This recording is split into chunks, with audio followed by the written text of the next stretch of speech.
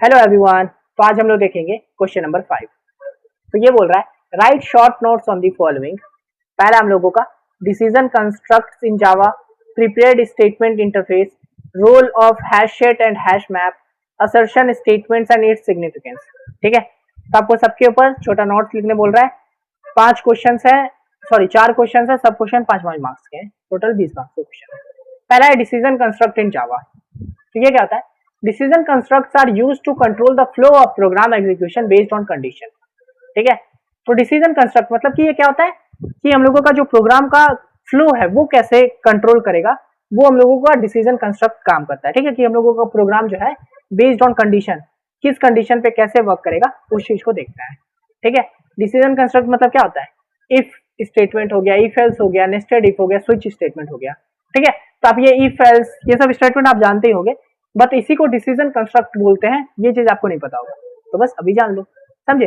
जो if else condition लगा के चेक नहीं करते कि इफ है तो ये काम करो, अगर नहीं है तो फिर एल्स पर चल जाओ। तो ये सब क्या है? डिसीजन कंस्ट्रक्ट है। एग्जांपल के तौर पे देखिए, एक क्लास बनाया हूं मैं डिसीजन डेमो नाम का, पब्लिक स्टैटिक पॉइंट में आ गया, एक n इज इक्वल टू 10 नाम का वेरिएबल बनाया हूं और मैंने कंडीशन यहाँ पे देखिए चेक कर रहा हूँ। इसी को बोलते हैं डिसीजन कंस्ट्रक्ट। तो if n is greater then 0, अगर n जो है ग्रेटर देन 0 है तो ये चीज प्रिंट कर दो, पॉजिटिव नंबर। अगर एल्स, अगर ये 0 नहीं है, मतलब 0 से बड़ा नहीं है तो छोटा होगा, तो फिर एल्स पे चल जाओ और प्रिंट कर दो नेगेटिव नंबर। ठीक है, तो ये जो हम लोग अपना फ्लो को चेंज कर रहे हैं कि अगर इफ ये है तो यहाँ पे आओ, अगर ये कंडीशन नहीं है तो इस जगह पे आ जाओ, तो इसी को बोलते हैं डिसीजन कंस्ट्रक्ट। समझे?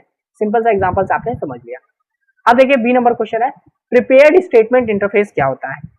तो इसको भी देख लेते हैं।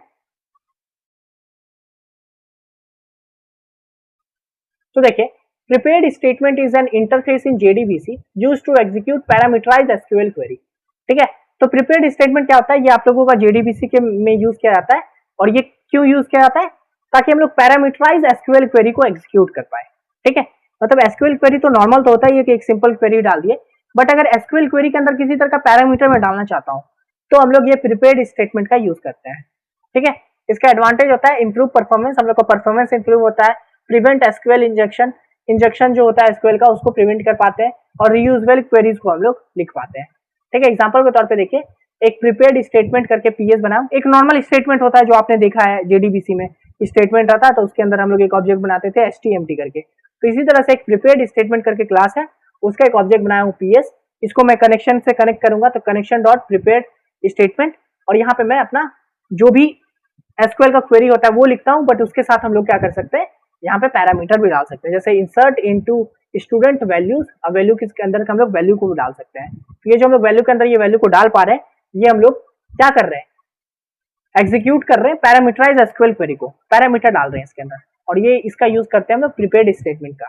ठीक है, तो here question mark represent parameter supplied eight run time. ठीक है, तो ये पूरा कंप्लीट कोड नहीं है, बस एक एग्जांपल के तौर पे आपको समझाएगा कि प्रीपेड स्टेटमेंट में क्या होता है। ठीक है, तो यही हो गया। उसके बाद आप देखिए क्वेश्चन नंबर C5 का, role of hash set and hash map. ठीक है, तो हैश सेट क्या होता है? Stores uniquely element only. ठीक है, हैश सेट में होता है कि जो भी यूनिक एलिमेंट को स्टोर करोगे। ठीक है, जैसे एरे में होता है ना, कुछ भी आप 1 2 3 4 1 5 1 6 ऐसे करके सेम एलिमेंट्स को भी स्टोर कर पाते हो, बट हैश सेट में क्या होगा कि सिर्फ यूनिक एलिमेंट स्टोर होंगे। Does not allow duplicate value, इसमें डुप्लीकेट वैल्यू नहीं हो सकते। और इंप्लीमेंट सेट इंटरफेस, इसमें हम लोग सेट इंटरफेस का यूज करते हैं। ठीक है, एग्जांपल के तौर पे देखिए, हैश सेट करके एक सेट बना रहे हैं, उसके अंदर स्ट्रिंग इसका टाइप है, और यहाँ पे इसका नाम मैंने एचएस रखा है, और यहाँ से मैंने न्यू हैश सेट स्ट्रिंग को क्रिएट किया है। अब इससे क्या होगा कि मैं इस हैश सेट, ये जो एचएस है, इसके अंदर यूनिकली वैल्यू को स्टोर करके रख पाऊंगा। ठीक है, तो ये होता है हैश सेट। फिर आता है हैश मैप, ये होता है स्टोर्स डेटा इन की वैल्यू पेयर। इसमें भी हम लोग डेटा को स्टोर करते हैं, बट इसमें की वैल्यू पेयर होता है। लाइक इसमें तो सोलो डेटा था कि 1 2 3 4 या फिर राम लक्ष्मण ऐसे करके कुछ भी। ठीक है, बट यहाँ पे हैश मैप में क्या होता है कि 2 वैल्यू स्टोर किए जाते हैं एक साथ, जैसे कि 1 इज इक्वल टू राम। ठीक है, मतलब 2 चीज को एक साथ पेयर बना के कर सकते हैं कि 1 राम को बता रहा है, 2 श्याम को बता रहा है, इस ढंग से। ठीक है, तो की वैल्यू पेयर में अलाउ यूनिक की, इसमें हम लोग यूनिक की का यूज करते हैं। इंप्लीमेंट मैप इंटरफेस, इसमें हम लोग इंटरफेस का मैप इंटरफेस का यूज करते थे, इसमें सेट इंटरफेस का यूज करते थे। ठीक है, तो इसका एग्जांपल देखिए, हैश मैप करके बना रहे हैं और यहाँ पे 2 वेरिएबल डाल रहे हैं, integer comma string.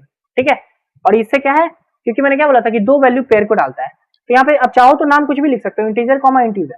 Integer comma string, string comma integer, कुछ भी हो सकता है, बट यहाँ पे पेयर में बनता है चीजें। और इसका नाम मैंने HM दिया है, न्यू हैश मैप करके यहाँ पे मैंने क्रिएट कर दिया है। तो अब इससे क्या होगा, हैश, इससे मतलब पहला वैल्यू में मान लीजिए 1 देता हूँ, दूसरा वैल्यू स्ट्रिंग में मैं मान लीजिए राम देता हूँ। फॉर एग्जाम्पल मैं ना एक स्टूडेंट का मतलब स्टूडेंट का रोल नंबर और नाम के साथ उसको पेयर करना चाह रहा हूँ। तो रोल नंबर 1 राम, तो 1 राम हो जाएगा, 2 श्याम हो जाएगा। इस तरह से मैं क्या कर सकता हूँ, हैश मैप में वैल्यू को स्टोर कर सकता हूँ। ठीक है, hash map has set provide fast data storage and retrieval. ठीक है, तो यही था क्वेश्चन नंबर सी। अब चलिए देख लेते हैं क्वेश्चन नंबर डी। तो ये बोल रहा है assertion statement and its signification. तो देखिए, assertion is used to test assumption in a program. इसका यूज करते हैं हम लोग अजम्पशन को चेक करने के लिए प्रोग्राम के अंदर। ठीक है, it helps in debugging and detecting errors during development. इसका हम लोग यूज करते हैं कि हम लोग का जो एरर आ रहा है उसको डिटेक्ट करना हो, उसको डीबग करना हो, तब हम लोग असर्शन स्टेटमेंट का यूज करते हैं। ओके, सिंटेक्स क्या होता है, तो पहले असर्ट लिखते हैं, फिर कंडीशन को लगा देते हैं। ठीक है, एग्जांपल से समझते हैं। क्लास असर्ट डेमो करके मैंने एक डेमो क्लास बनाया है, उसके बाद पब्लिक स्टैटिक वॉइड में एज 20 कर दिया हूँ। अब देखिए यहाँ पे मैं एक असर्ट कर रहा हूँ। ठीक है, असर्ट भी एक तरह का क्या है, वही जो इफ एल्स का कंडीशन चेक करते हैं ना, तो यहाँ पे असर्ट भी होता है कि हम लोगों का एरर को डीबग करने के लिए यूज किया जाता है। तो असर्ट के अंदर मैं अपना यहाँ पे कंडीशन लिखता हूँ, age is greater than equal to 18।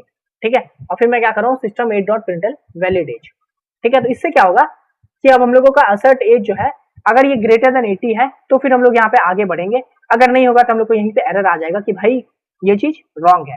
ठीक है, तो इस ढंग से हम लोग क्या कर सकते हैं, डीबगिंग के लिए अच्छा रहेगा। मान लीजिए बहुत 1000 लाइन का कोड लिखे, आपको पता ही नहीं चल रहा है कि एरर आ कहाँ रहा है, किस लाइन के बाद आ रहा है, तब ऐसे असर्ट लगा के चेक कर सकते हो कि भाई किस जगह पे एरर थ्रो कर रहा है। ठीक है, तो ये चीज का यूज होता है। और इसका सिग्निफिकेंस क्या होता है, डिटेक्ट लॉजिकल एरर, एरर को फाइंड करने के लिए, हेल्प डिबगिंग करने के लिए, प्रोग्राम का रिलायबिलिटी को बढ़ाने के लिए, और use for testing condition during development, है ना, टेस्ट करने के लिए कि भाई किस जगह पे क्या हो रहा है, कैसे टेस्ट हो रहा है, कैसे वैल्यू स्टोर कर रहा है, कैसे वैल्यू आगे बढ़ रहा है, ये सब चीज के लिए हम लोग असर्ट का यूज कर सकते हैं। ठीक है, तो बस यही था असर्शन स्टेटमेंट। तो इसी के साथ ये वीडियो पूरा, ये प्लेलिस्ट खत्म, ये वीडियो पसंद खत्म। तो अगर आपको ये वीडियो अच्छा लगा है तो लाइक कर दीजिएगा। अगर आपको ये पूरा प्लेलिस्ट समझ आया तो वीडियो को इसको लाइक कर दीजिए, और डिस्क्रिप्शन का एंड अगर अब तक नहीं देखा है तो आप देख लीजिए। ठीक है, 2 मिनट का वीडियो, अब तो ये पूरा प्लेलिस्ट खत्म हो चुका है, तब उसको देख लीजिए, और आपसे जो सपोर्ट बन पाता है जरूर सपोर्ट दिखाइएगा। ठीक है, और अगर आपको ये वाला PDF चाहिए तो आपको पता ही है क्या करना है, इंस्टा पे मेरे को मैसेज कर दीजिए, इंस्टा का लिंक डिस्क्रिप्शन में। अगर आप एग्जाम से एक रात पहले भी देख रहे हो ना, तभी रुकना नहीं है आपको। ठीक है, MCS 024 का तो करना ही है, और MCS 206 का भी मैंने जितना करवाया वो सब भी करना है। ठीक है, आप सिंपली यूट्यूब पे जाओ और सर्च करो MCS 024 इग्नूवर्स, पूरा प्लेलिस्ट देखो, MCS 206 इग्नूवर्स, जितना प्लेलिस्ट आ रहा है सब देखो। ठीक है, तो इस वीडियो के लिए टाइम मिलता है नेक्स्ट वीडियो में, तब तक के लिए बाय।